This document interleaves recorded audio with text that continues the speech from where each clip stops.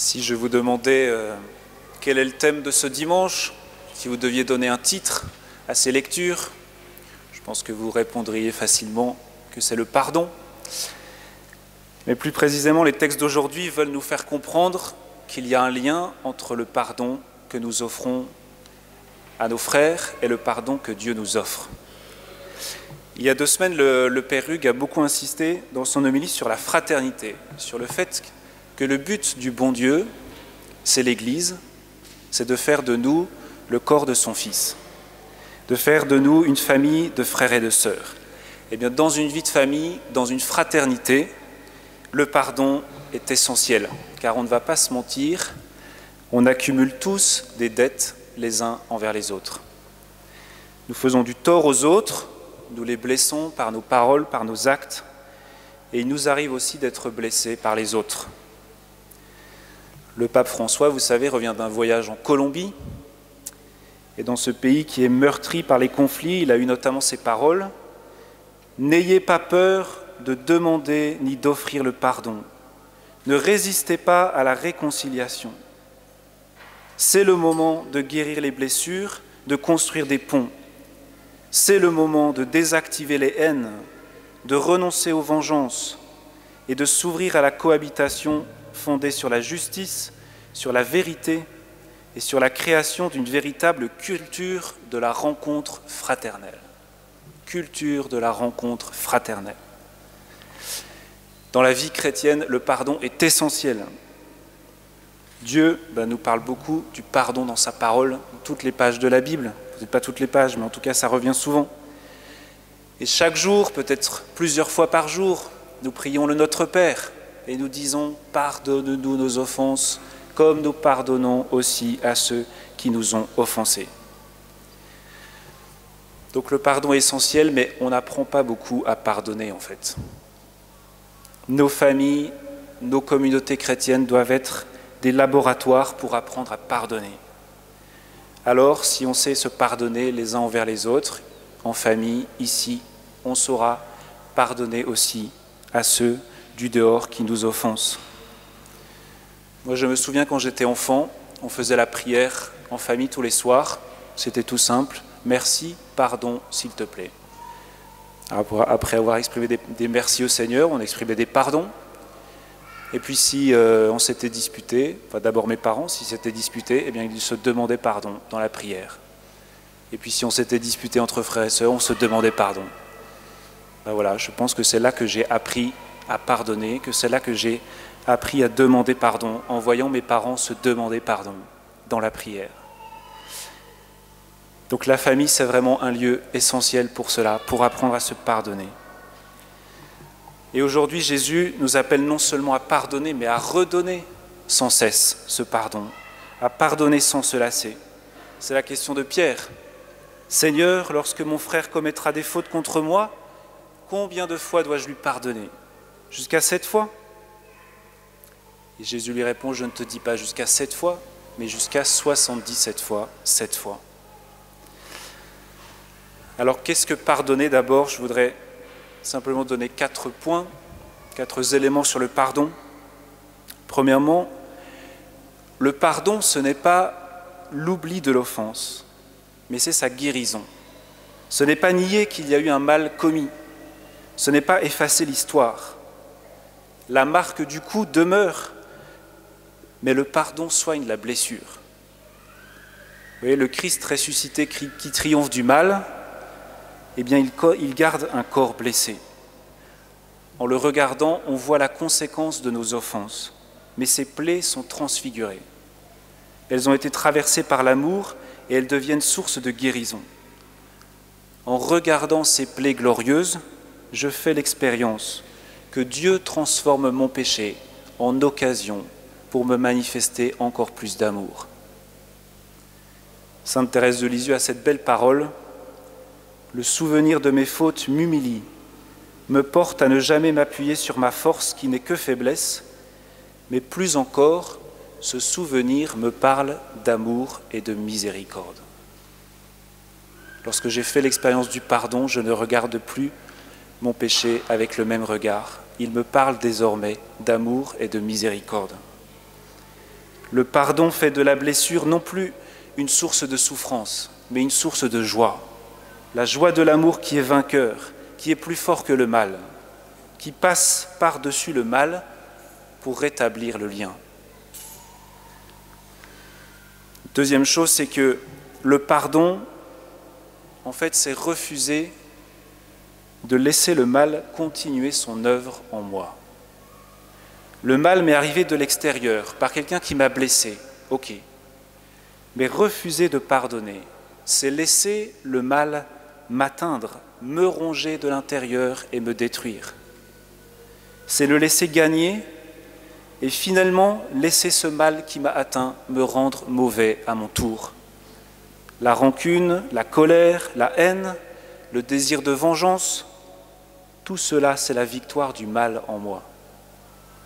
Pardonner, c'est mettre un mur face à ce mal, c'est refuser que ce soit lui qui gagne en moi. Pardonner, c'est retourner le mal qu'on m'a fait en bénédiction pour celui qui m'a offensé. Troisièmement, le pardon, ce n'est pas forcément la réconciliation, le rétablissement du lien. Car parfois la brisure de la relation était telle que ce n'est pas forcément possible ici-bas de renouer une relation. Parfois les gens refusent de pardonner parce qu'ils s'imaginent qu'il va falloir sauter dans les bras de celui à qui on pardonne. Bien pas forcément, et peut-être pas tout de suite. Au ciel, tout sera réconcilié, mais dans cette vie, la réconciliation prend beaucoup de temps. Le pardon, c'est la remise de la dette. C'est renoncer à son droit, renoncer à m'agripper à ce qui m'est dû.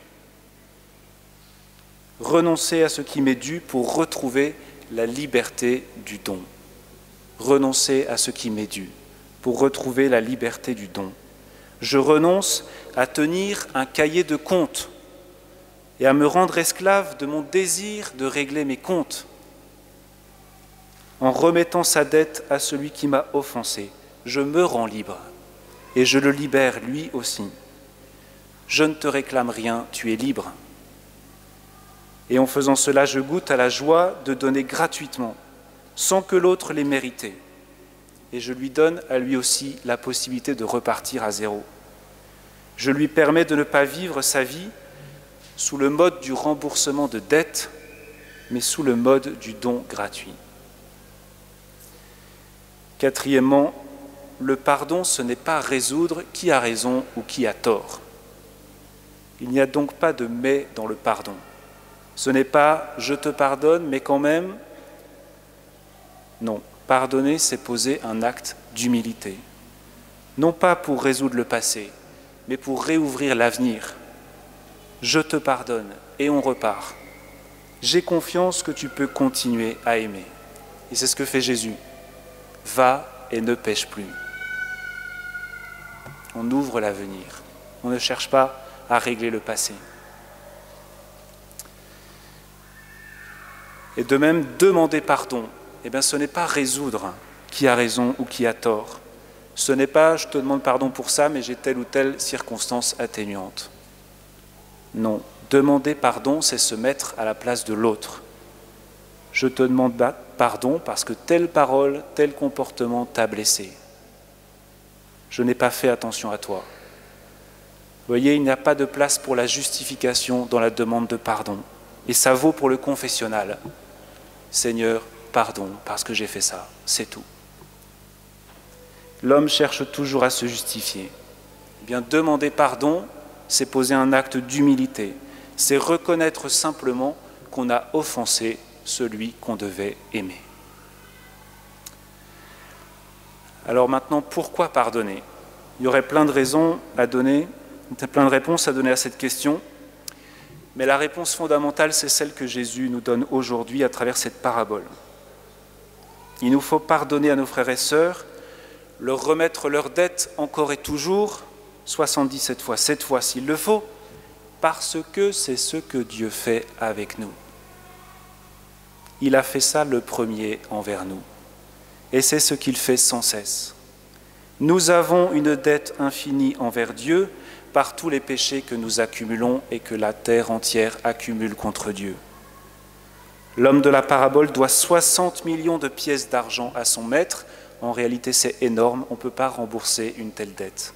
Même toute une vie de labeur ne permettrait pas à l'homme de cet évangile de rembourser 60 millions de pièces d'argent. Pourtant, Dieu nous remet tout. Lui, le premier, Dieu nous pardonne sans se lasser, nous remet 77 fois, 7 fois les mêmes choses. Vous savez, beaucoup se plaignent, quand ils viennent à la confession, qu'ils confessent toujours les mêmes choses. Ben oui, nous nous lassons de demander pardon, mais Dieu ne se lasse pas de pardonner. Parce qu'il est plein de compassion envers nous. Il supporte toujours les mêmes fautes. Il pardonne encore et encore à celui qui tombe à ses pieds, qui se prosterne devant lui en lui demandant humblement d'être pris en pitié. Le pardon de Dieu est premier comme dans cette parabole. C'est fait. Il nous a remis nos dettes. Il a effacé la note. Il a tout remis. Et à chaque fois que nous allons mendier ce pardon, il nous le redonne. Et Dieu croit que l'on est complètement sincère lorsqu'on va se confesser, lorsqu'on va demander pardon et lorsque l'on prend la ferme résolution de ne plus recommencer. Dieu ne se dit pas, de toute façon, il va recommencer. Non. Il nous croit. Il croit que l'on est sincère. Bien dans le pardon les uns envers les autres, ça doit être la même chose. Alors voyez-vous, si vraiment nous avons accueilli le pardon de Dieu, si son pardon nous a touchés, s'il nous a transformés, si nous sommes infiniment reconnaissants, cela devrait avoir pour conséquence que nous pardonnions à notre tour à ceux qui nous ont offensés. On comprend cela à travers cette réaction du Maître qui apprend que celui à qui il avait tout remis vient d'obliger son compagnon à le rembourser. « Je t'avais remis toute cette dette parce que tu m'avais supplié. Ne devais-tu pas à ton tour avoir pitié de ton compagnon comme moi-même j'avais eu pitié de toi ?» Oui, frères et sœurs, si l'on réalisait vraiment ce que Dieu a fait pour nous, si l'on réalisait vraiment ce que nous avions une dette infinie envers lui, mais qu'il nous a tout remis sur la croix, alors nous aussi nous remettrions aux autres les dettes qu'ils ont envers nous, et qui sont en réalité bien petites en comparaison de cette dette infinie que nous avions envers Dieu, même si le mal qu'on nous a fait peut être très grand. C'est bien petit à travers ce que nous avons fait au Seigneur. Alors comment pardonner ? Bien, frères et sœurs, je pense que comme moi, vous avez des pardons à demander ou à donner, et que vous sentez bien une nouvelle fois aujourd'hui que c'est ce à quoi Dieu vous appelle, en famille, en paroisse, au travail, que sais-je. On a des pardons à demander et à offrir. Alors si ce sont des pardons faciles, entre guillemets, à demander ou à donner, mais que vous n'avez pas pris le temps de le faire, ou bien vous n'avez pas eu le courage, ou bien vous avez préféré passer l'éponge parce que c'est toujours mieux, c'est toujours plus facile, eh bien je vous invite à décider maintenant de demander ou d'offrir ces pardons dès que possible. Parce que si vous faites cela, eh bien ça vous donnera de la joie, et ça donnera de la joie autour de vous.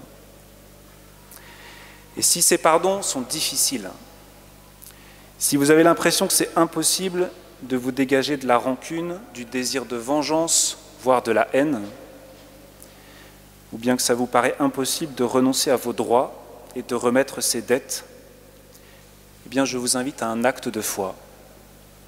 Pour les hommes, c'est impossible, mais pour Dieu, tout est possible. Lorsque vous n'arrivez pas à demander ou à offrir le pardon, vous devez mettre Dieu dans le coup. Il est la source de la miséricorde. Lui seul peut transformer vos cœurs et vous rendre miséricordieux comme lui. Alors concrètement, pour mettre le bon Dieu dans le coup, je vous propose 3 moyens que vous pouvez vivre maintenant, pendant cette messe, et puis dans les jours qui vont suivre. Premier moyen, si vous n'arrivez pas à vivre le pardon avec vos frères, eh bien commencez à le vivre avec le Seigneur. Allez déposer vos péchés dans le sacrement du pardon. Encore une fois, c'est parce que l'on fait l'expérience d'être pardonné par le Seigneur qu'on devient capable de pardonner. Et je vous rappelle que vous pouvez y aller maintenant, il y a un prêtre qui est disponible pour cela. Deuxième moyen, demandez la prière de vos frères chrétiens pour que le Seigneur vous donne la grâce de pardonner. Si vous n'avez même pas le désir de pardonner, eh bien demandez à vos frères et sœurs qu'ils prient pour vous, pour que vous receviez ce désir.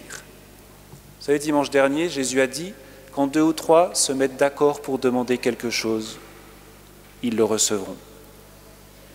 Alors croyez à cette parole. Et tout à l'heure, à partir de la communion, vous pourrez aller au fond de l'église, dans les chapelles du fond, à votre droite et à votre gauche, demander simplement à des frères de prier pour vous. Vous allez déposer un pardon que vous n'arrivez pas à donner, et dans la foi, vous confiez cela à vos frères et sœurs qui vont prier pour vous. Si vous êtes bloqué pour pardonner, c'est que vous avez besoin de prière. Nous avons tous besoin de la grâce de Dieu.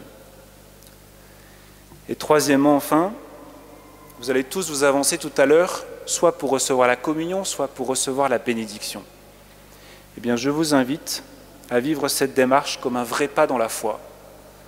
Je vous invite à venir avec les pardons que vous avez à demander ou à offrir, et à les remettre à Jésus dans la foi. Seigneur, moi je n'y arrive pas, je te donne ma faiblesse, et toi, donne-moi ta grâce pour pardonner. Certains ont un désir de pardon mais n'y arrivent pas, d'autres sont peut-être plongés encore dans la haine, parce qu'ils ont vécu quelque chose de vraiment très difficile, et peut-être que vous n'avez même pas le désir de pardonner. Eh bien, venez comme des mendiants. Dieu ne vous demande que la foi en sa puissance. Voilà, et pour terminer, je voudrais qu'on écoute un petit témoignage de l'un de nos frères, Charles-Henri, voilà, qui va nous montrer simplement que lorsqu'on met le bon Dieu dans le coup, eh bien le pardon devient possible.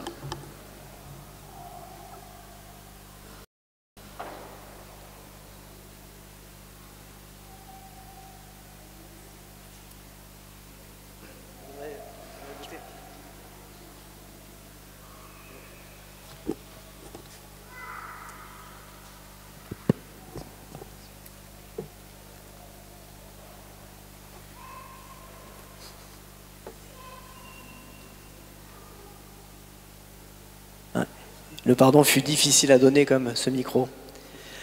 Je voudrais vous témoigner en quelques mots d'un pardon qui m'a été difficile à donner il y a quelques années.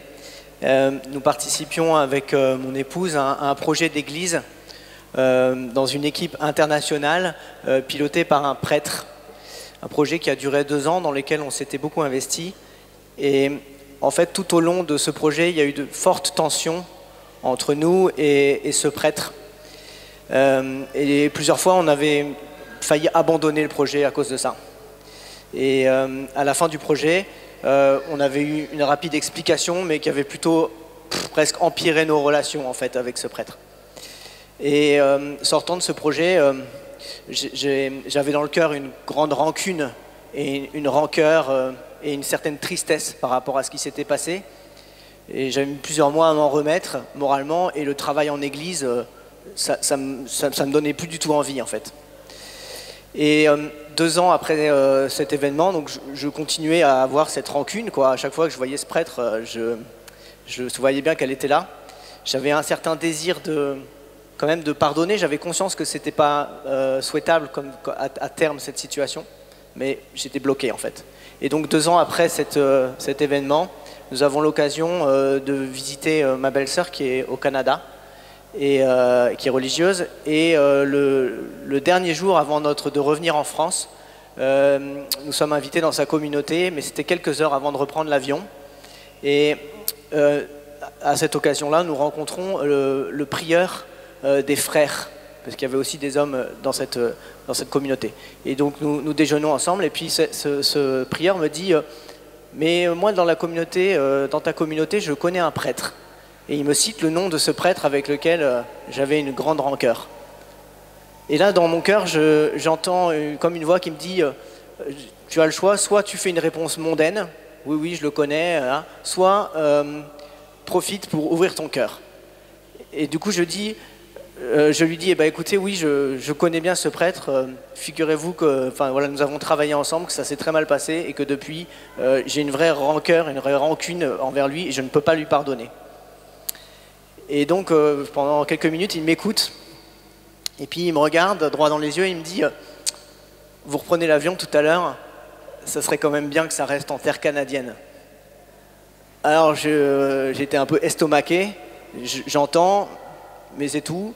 Et à partir de ce moment-là, j'étais dans une espèce de combat très désagréable avec tout le monde parce que je sentais qu'il avait raison, mais que ça me confrontait à ce blocage. Je monte dans l'avion et à ce moment-là, je repense à ce qu'il me disait, enfin j'y pensais tout le temps de toute façon, et au moment du décollage, je dis « Seigneur, ça reste ici, je le veux, je veux quitter et je veux pardonner à cet homme, à ce prêtre. » Et puis voilà, le voyage se passe. Le lendemain matin, je rentre chez moi et en regardant ma boîte mail, je vois un mail de ce prêtre qui donnait des nouvelles de sa nouvelle mission. Et donc je décide à ce moment-là de lui faire une réponse bienveillante, c'est-à-dire de prendre le soin de lui dire que voilà, j'ai vu cette nouvelle mission, que je me réjouis pour lui, etc. Donc je le fais. Et en retour, il nous envoie un mail à ma femme et moi, très développé, vraiment plein de bonté en fait. Voilà. Et à ce moment-là, j'ai senti physiquement la rancune, la rancœur et l'amertume me quitter. Et il m'a été donné ensuite de le revoir quelques mois après, de visu, dans une réunion, et j'ai vu que je ne lui en voulais plus du tout, que ce qui me bloquait, ce blocage psychologique au pardon était terminé, et que j'avais retrouvé une simplicité et une joie dans la relation avec ce prêtre, et cette joie ne m'a plus quitté. Maintenant, à chaque fois que je le vois, je vois bien que tout cet épisode douloureux eh bien, a été guéri par le Seigneur, et sans lui, je n'aurais vraiment pas pu le faire. Merci beaucoup Charles-Henri. Eh bien, nous allons prier pour que le Seigneur nous fasse cette grâce à chacun.